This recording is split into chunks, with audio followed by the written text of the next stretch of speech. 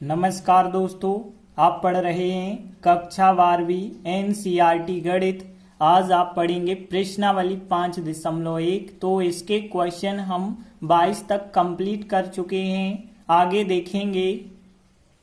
23वां सवाल है, एफ के सभी असांतत्यता के बिंदुओं को ज्ञात कीजिए। मतलब हमें असतत बिंदु ज्ञात करने हैं और फलन हमें यह दिया गया है।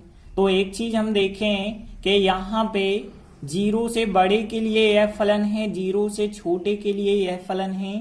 तो यदि कोई असतत बिंदु होगा तो वो 0 ही होगा। क्यों होगा?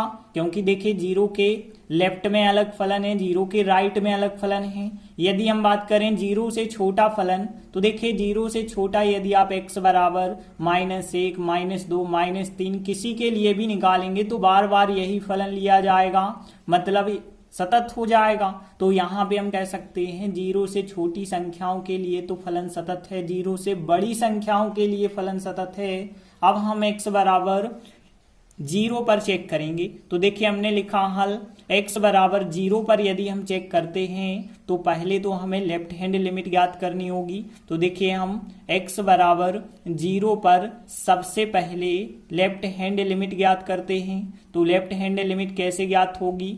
लिमिट x सूचित करता 0 और ऊपर माइनस चिन्ह। अब देखिए 0 से छोटा फलन कौन सा है? साइन x बटे x है, तो हमने लिखा फिर साइन x बटे x लिखा। इसके बाद ध्यान देना, आप क्या करते हैं, सवाल को h के रूप में बदलते हैं। तो फिर x का मान रखते हैं a माइनस h, a का मान 0 है तो 0 माइनस h रखेंगे। रखने पर हमने लिखा, तो देखिए यहाँ साथ ही साथ लिमिट भी चेंज हो जाती है। जब x सूचित करता था 0 को तो फिर h सूचित किसे करेगा? यदि x का मान 0 रखेंगे तो h सूचित भी करेगा 0 को।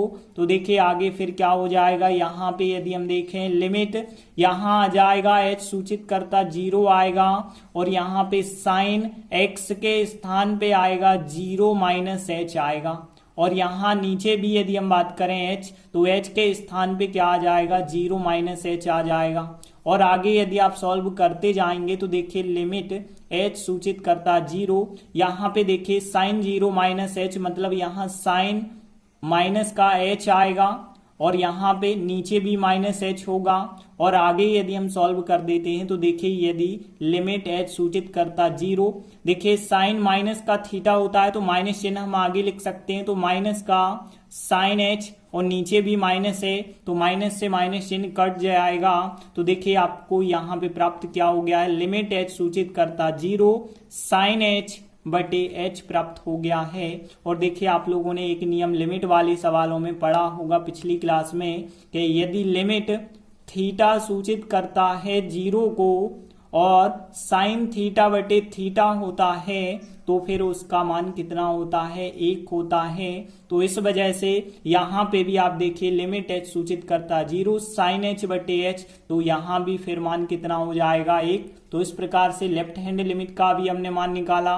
अब हम x बराबर 0 पर राइट हैंड लिमिट ज्ञात करेंगे। तो राइट हैंड लिमिट कैसे ज्ञात होती है? लिमिट और फिर देखिए 0 के लिए ज्ञात कर रहे हैं तो x सूचित करता 0 प्लस का चिन्ह, क्योंकि राइट हैंड लिमिट की बात हो रही है। 0 से बड़ा फलन यदि हम देखें तो x प्लस h 1 लेना होगा।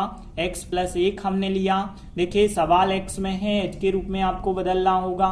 तो कैसे बदलते हैं? राइट हैंड लिमिट में x बराबर a प्लस h रखते हैं, a का मान 0 है तो 0 प्लस h रखेंगे। तो साथ ही साथ में लिमिट भी चेंज हो जाएगी। तो हमने लिखा जब x सूचित करता था 0 को तो h सूचित करने लगेगा किसे? यदि 0 यहाँ रखोगे तो h का मान भी 0 आएगा, मतलब h सूचित करने लगेगा फिर 0 को। तो देखिए यहाँ पे लिमिट इसके स्थान पे आ जाएगा, h सूचित करता 0 और x का मान कितना आएगा? 0 प्लस h आएगा और फिर यहाँ पे प्लस का 1।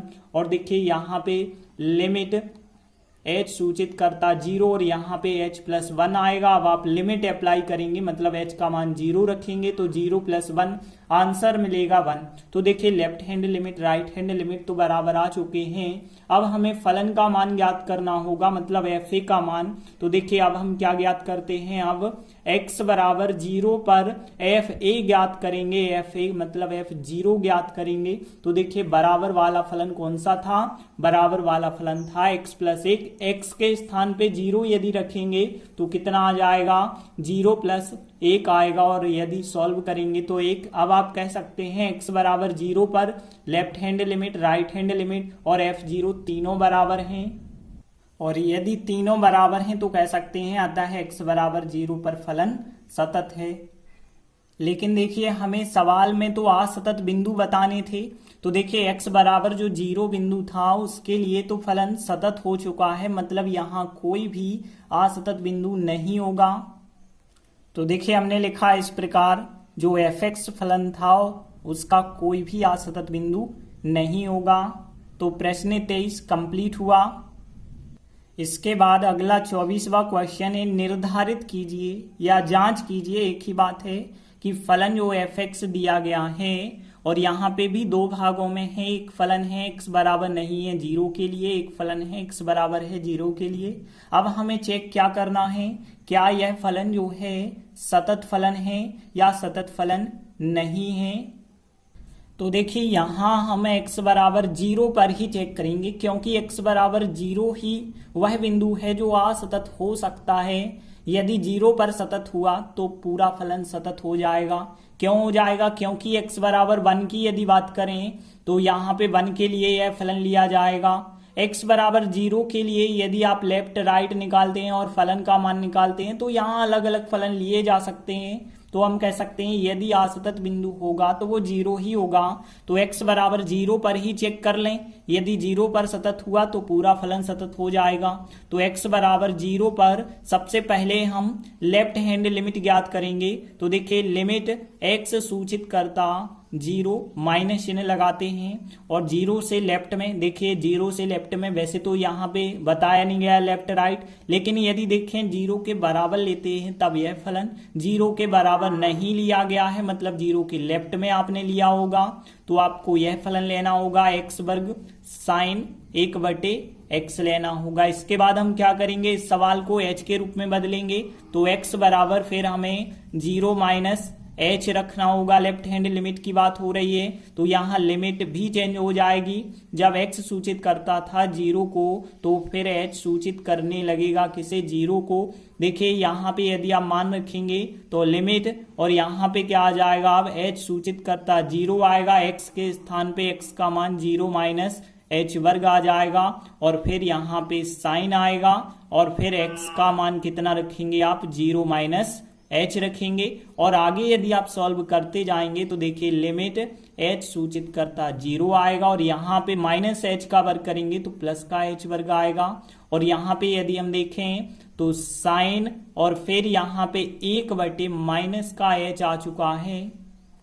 और देखिए आपको पता है साइन माइनस का थीटा होता है माइनस साइन थीटा, तो माइनस चिन्ह आप चाहें तो आगे भी लगा सकते हैं। तो देखिए हमने लिखा फिर लिमिट h सूचित करता 0, यहाँ पे माइनस का h वर्ग रहेगा और साइन प्लस का होगा 1/h। अब देखिए यदि आप लिमिट अप्लाई करते हैं तब आपको क्या मिलता है, देखिए लिमिट अप्लाई करेंगे मतलब यहाँ पे देखिए माइनस चिन्ह और फिर यहाँ h का वर्ग, मतलब आपको 0 का वर्ग करना होगा, और फिर यहाँ पे होगा साइन 1/h। 1/h का मतलब होगा 1/0, और आगे यदि आप करेंगे तो देखिए यहाँ पे 0, यदि बात करें माइनस का 0 आपको लिखने की आवश्यकता नहीं, सीधा 0। और देखिए साइन यहाँ पे 1/0 का मतलब है इन्फिनिटी, तो देखिए यदि 0 का गुणा साइन इन्फिनिटी से भी किया जाए तब भी आंसर आपको 0 ही मिला। तो देखिए लेफ्ट हैंड लिमिट का मान हमें 0 मिल चुका है। अब हम x बराबर 0 पर राइट हैंड लिमिट ज्ञात करेंगे। तो हमने लिखा था x बराबर 0 पर राइट हैंड लिमिट। तो देखिए राइट हैंड लिमिट क्या होगी, लिमिट x सूचित करता 0 फिर प्लस का चिन्ह। देखिए अब राइट तरफ कौन सा फलन है, तो राइट तरफ भी बिल्कुल यही फलन होगा, क्योंकि फिक्स जीरो के लिए यह फलन है, बाकी लेफ्ट राइट में यही फलन लेना होगा।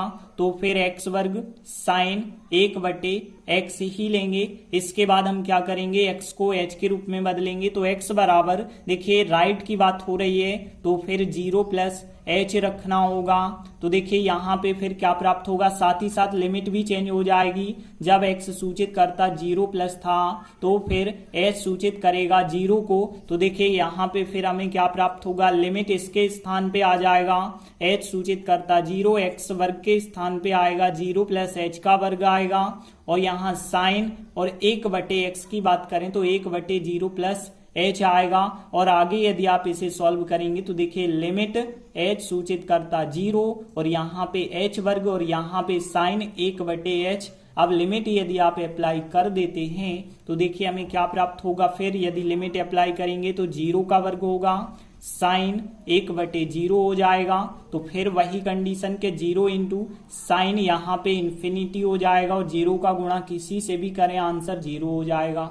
अब देखिए लेफ्ट हैंड राइट हैंड तो आ चुकी हैं। अब हम क्या ज्ञात करेंगे, x बराबर 0 पर फलन का मान ज्ञात करेंगे। तो x बराबर 0 पर fa ज्ञात करेंगे, fa मतलब f0 ज्ञात करेंगे।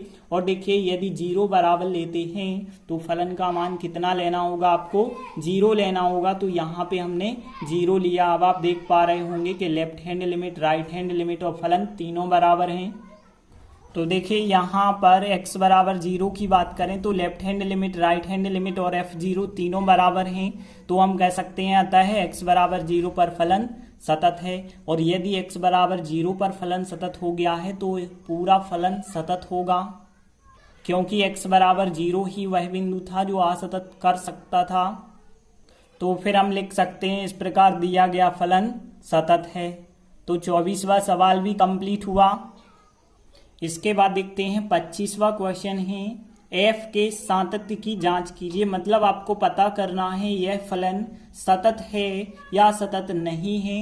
तो देखिए x बराबर 0 के लिए हम केवल चेक करेंगे, बाकी सभी बिंदुओं के लिए तो सतत होगा।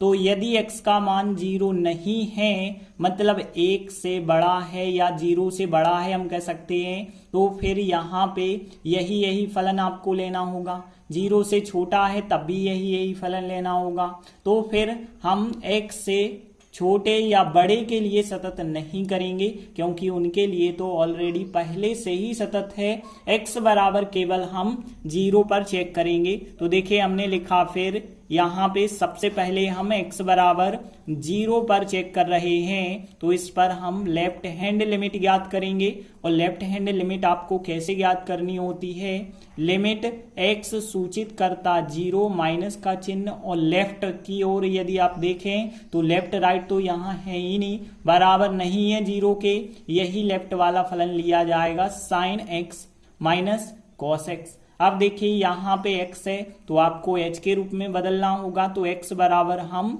0 - h रखेंगे।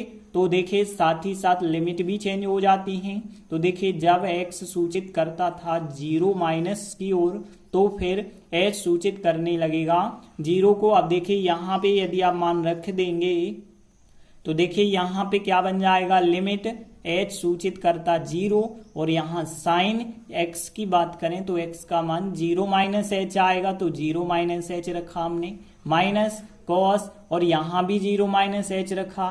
देखिए अब हमें यहाँ सर्व समीकरण लगाने की आवश्यकता नहीं है, डायरेक्ट हम लिमिट अप्लाई करेंगे। तो देखिए डायरेक्ट लिमिट अप्लाई करते हैं, h का मान 0 लेते हैं तो यहाँ पे साइन 0 - 0 मतलब 0 आएगा, माइनस यहाँ पे कॉस 0 - 0 करेंगे तो भी 0 आएगा। और आपको पता है साइन 0 का मान 0 होता है, कॉस 0 का मान -1 होता है। तो आंसर आपको कितना मिला, फिर -1 मिला। तो देखिए लेफ्ट हैंड लिमिट का मान तो आ चुका है। अब हम क्या ज्ञात करेंगे, x बराबर 0 पर राइट हैंड लिमिट ज्ञात करेंगे। तो हमने लिखा x बराबर 0 पर राइट हैंड लिमिट। और देखिए राइट हैंड लिमिट आपको पता है कैसे ज्ञात करनी होती है, लिमिट x सूचित करता 0 और प्लस राइट हैंड लिमिट की ओर लगाते हैं। और देखिए यदि राइट लिमिट का फलन देखें तो यहाँ फिर यही का यही फलन आपको लेना होगा, sine x minus cos x ही हम लेंगे और इसके बाद h के रूप में बदलेंगे। तो x बराबर 0 + h रखना होगा। तो देखिए साथ ही साथ लिमिट भी चेंज हो जाती है। तो यहाँ पे हमने लिखा जब x सूचित कर रहा था 0 प्लस की ओर, तो फिर h सूचित किसे करने लगता है, 0 को करने लगता है। और यदि आप यहाँ पे आगे सॉल्व करते जाएंगे तो देखिए लिमिट यहाँ आ जाएगा, h सूचित करता 0, x के स्थान पे h आएगा तो साइन 0 प्लस h आएगा, और फिर माइनस यहाँ cos, यहाँ x के स्थान पे भी 0 प्लस h आएगा। अब यदि आप लिमिट अप्लाई कर देते हैं तो h का मान 0 रखा जाएगा, तो साइन 0 प्लस 0 मतलब साइन 0 आ जाएगा, माइनस और यहाँ पे भी cos 0 प्लस 0 मतलब यहाँ भी cos 0 आएगा। साइन 0 का मान 0 होता है, cos 0 का मान 1 होता है, तो यहाँ भी -1 हमें प्राप्त हो गया है। तो देखिए left hand right hand limit तो बराबर आ चुके हैं। अब हम x बराबर 0 पर फलन का मान ज्ञात करेंगे। तो x बराबर 0 पर एफ ए ज्ञात करेंगे, a का मान 0 है तो f0 ज्ञात करेंगे। और x बराबर 0 के लिए कौन सा फलन है, -1 है। तो देख सकते हैं आप तीनों चीजें बराबर आ चुकी हैं। तो देखिए यहाँ x बराबर 0 पर left hand limit, right hand limit और f0 तीनों आपस में बराबर हैं। तो हम कह सकते हैं अतः x बराबर 0 पर फलन सतत है। तो देखिए हमें केवल x बराबर 0 ही ऐसा बिंदु लग रहा था जो असतत कर सकता था, बाकी सबके लिए तो सतत होगा। तो हम कह सकते हैं इस प्रकार से दिया गया फलन सतत फलन है। तो 25वां सवाल भी कंप्लीट हुआ। धन्यवाद।